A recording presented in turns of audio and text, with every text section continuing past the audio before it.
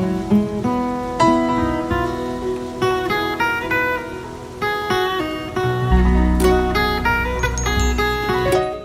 morning and welcome to the Blacksmith Shop here at Moores Creek National Battlefield. If you've got a few moments, if you'd like to stick around, I'd like to tell you a little bit about blacksmithing, a brief history, a little bit of what blacksmithing was like here in the colonies, and then talk about how it impacted Christmas as we approach the Christmas season and you're thinking about all of the things associated with Christmas. You might not think about how blacksmiths maybe played a role in all the other ways that people celebrated Christmas. So if you think about a blacksmith, it has its times rooted thousands of years ago. Back in biblical times, you would find this. Ancient Egypt, you would find blacksmiths. And it's this idea of taking metal and forming it into something that you could use, an object, essentially. And then the nice part about it was it could be repurposed. Once you were done using it for whatever purpose it was originally created for, you could heat it up, bend it, and repurpose it. And I'll show you a couple of examples of that today. We can start just with everyday utensils like cooking. So the blacksmith would have made something like this, forged out of a simple piece of steel, so that one could cook their food, handle their food, eat with their food. And we can see a variety of other things, such as an apple roaster, hand forged, a way to cook over an open hearth, to something that you would have sat a pot on, such as a trivet. The blacksmith played a major role in many of the things we would have used in the kitchen. Let's take them a little further into the house. Think about lighting. In modern days, we go and flip a light switch. Well, in colonial times, you would have had a variety of ways to light up your house. Something as simple as a lantern that you would have walked around with. This is referred to as a courting candle, but something you would have walked around the house with, handmade by a blacksmith. And so some of the other lights you would have seen around the house, a simple chandelier or a luminary that would have been hanging from the ceiling or the wall, and you'd have your candles in there. Blacksmith would have had a hand in making pieces like this. For those miners or those working out in the mountains or in the field, you maybe would have had a miner's lantern that you would have driven into a piece of wood and it would have held, and now you've got a way of lighting the area that you're working in particular. And so if we think about some of the other trades that you would have seen around, you would have had your carpenter making structures such as this building. Well, think about everything from the big bolts holding it together to the nails holding the shingles on. The blacksmith would have made every part of that. And we think about the beams within this building, the blacksmith would have made the tools such as the saws and the chisels to take these circle logs into these square beams. We think about the seamstress, the needles, the scissors, the blacksmith was there. If we think about the dentist, the surgeon, the tools that would have been used to perform the surgeries, the teeth extraction, the blacksmith was there as well. And so you can see how the blacksmith's playing a role in every part of the community. You can see how the blacksmith, though, kind of plays in the background, because as the dress looks good on the individual, as that building is functional for the individual, as the individual is able to cook breakfast, lunch, or dinner, the blacksmith had a major hand in that, but his product's long gone. What I figure we'd do today, though, is we'd take you through a little bit of how to make something. So when you think about Christmas time, I'm not going to make anything ornamental. The blacksmith was very busy. They talk about in Williamsburg, an apprentice was expected to make about 1,000 nails a day. And so you can imagine that they're just steadily pouring out nails to hold on shingles and siding on buildings. They don't have time to make a lot of ornamental pieces. Now the blacksmith himself, he might focus on the ornamental pieces, and his apprentices can do a lot of the small menial tasks. But the blacksmith was also there shoeing the horses. The blacksmith might have been the gunsmith. He might have been helping out the silversmith, the tinsmith. And so he was very busy. So what I'm going to take you through is something in what we would think about modern day, hanging a stocking on a wall, hanging an ornamental design on the wall. You need a hook. And in colonial times, they would have had colonial hooks like this. Now something like this you would have seen in the kitchen. This is a way to raise and lower a pot on the fire, and as I take these away and I raise the pot, it reduces the heat, or I lower the pot and gets it a little hotter. But this is just the first step in making a wall hook. If we cut it off right here, we can actually have a wall hook, and now we have a way to hang our aprons, our coats, our hats, and maybe that Christmas stocking. And so we're going to take you through this today. Before we make our hook today, I'm going to talk about some of the tools that the blacksmith would use to make this hook. So first we're going to start with probably the most important tool, which is the anvil.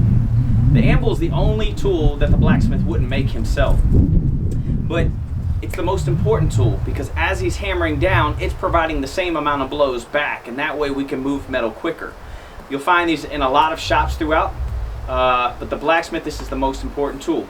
Let's talk about some of them that he would make. Hammers. Now hammers come in a variety of sizes and shapes. The blacksmith would use a small one to maybe do some finishing work or some detail work. He would use a larger sledgehammer to help move bigger metal out. So you can imagine if we're making massive chains or big poles, he's going to need a big hammer. The tongs, that keeps the blacksmith away from the hot metal. And so he's going to stick a piece of metal inside of his tongs. But the blacksmith needs a variety of tongs. And if you walk into most blacksmith shops, you might find hundreds of tongs. Sometimes they were used one time to hold one piece of metal because it was a weird shape. Once he made it, hung it on the wall, and that was the last time he used it. The blacksmith's going to make all of his own tongs.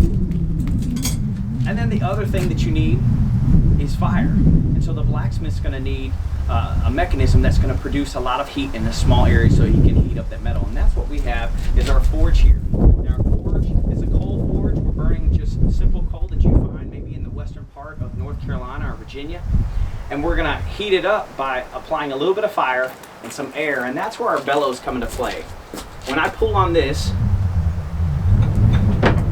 what it's doing is it is driving air up into our bellows, and the air is getting driven down a pipe right into my forge. And what that's doing is heating up the coals, and then as I put in metal, it's heating up to 1200, 1500, almost 2000 degrees. And you can move metal at an easy state once it's that hot. All right, so to make our hook, we're going to start with a simple piece of metal. I like to start with a square stock. In colonial period, you wouldn't have had something like this. You would have had a lot of work to make a square piece of stock. Today we can simplify it by just going and purchasing it. But we're going to start with a square piece of stock, and when I start pulling on the bellows, it starts providing this heat inside here. It heats up our metal. And I like to get it to about an orange to a yellow state. It takes it up to about 1000, 1200 degrees, at which point I really can move this metal fairly easily. Alright, so we've got it to a point where we want it, and now we're going to take it to the anvil and start hammering our way at it.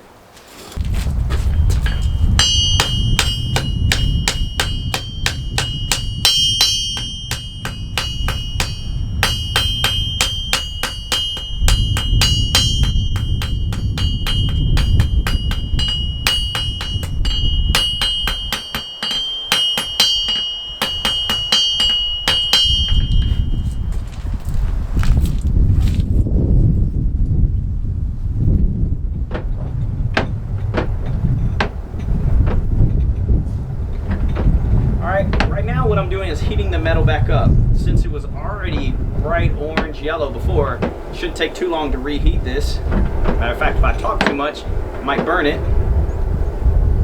And what I've done is I've taken it down to a point, and now I'm going to take that point, finish it up, and I'm going to curl it over so I can protect my clothing and my apron when I hang it on it.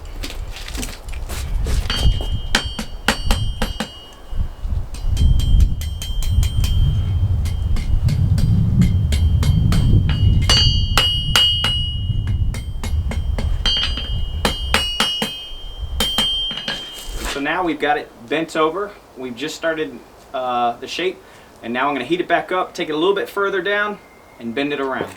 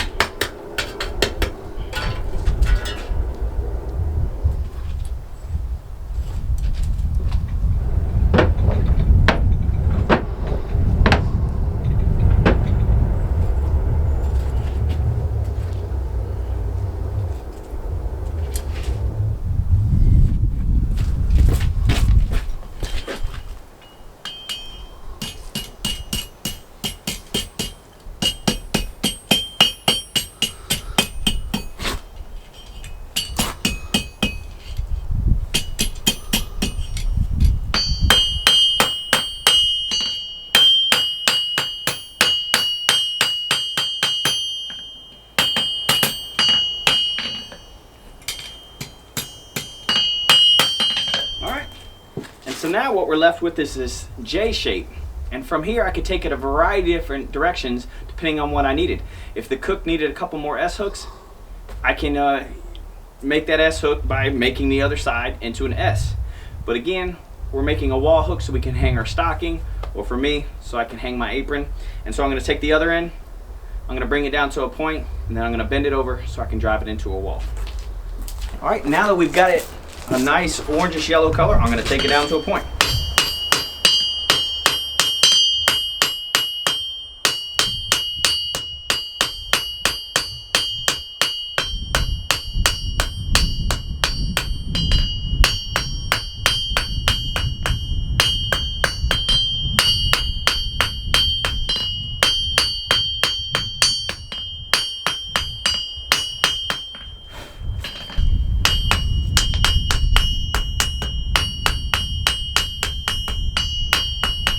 Then we take it over on the edge of the anvil and we just bend it over.